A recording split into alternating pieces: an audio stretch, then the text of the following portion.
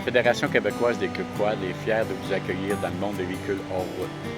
Il est important de savoir que le Québec compte parmi le plus grand réseau de quad au monde, soit 23 000 km de sentiers au travers le Québec, et ce sur 4 saisons. Aussi, lorsqu'on circule en véhicule hors route, peu importe l'endroit où on circule, on doit porter des équipements obligatoires, donc porter un casque, une protection visuelle en tout temps, peu importe le type de véhicule, qu'on soit en VTT ou qu'on soit en côte à côte, le casque est obligatoire sur ces véhicules-là, ainsi que porter des vêtements à manches longues, ainsi qu'une paire de gants et des bonnes chaussures qui protègent la cheville.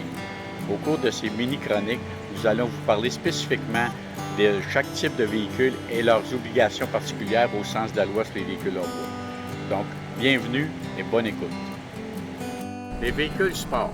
Généralement, ces véhicules arrivent chez votre concessionnaire en direct du manufacturier avec l'absence d'équipement qui est obligatoire au sens de la loi sur les véhicules hors route. Il est important de savoir que vous devez vous procurer un cinémomètre qui indique votre vitesse pour que vous connaissiez à laquelle vous circulez en tout temps. Aussi, il est important de savoir que la limite de vitesse en sentier est de 50 km/h. Vous devrez aussi vous procurer un rétroviseur sur le côté gauche. Et aussi, ces véhicules doivent tous être munis d'un feu de freinage.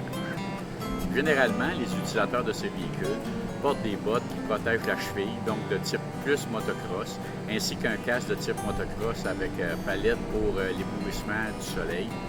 Et en plus de ça, c'est super important de respecter les limites de vitesse en sentier. Donc, profitez de votre véhicule hors route. Bonne randonnée.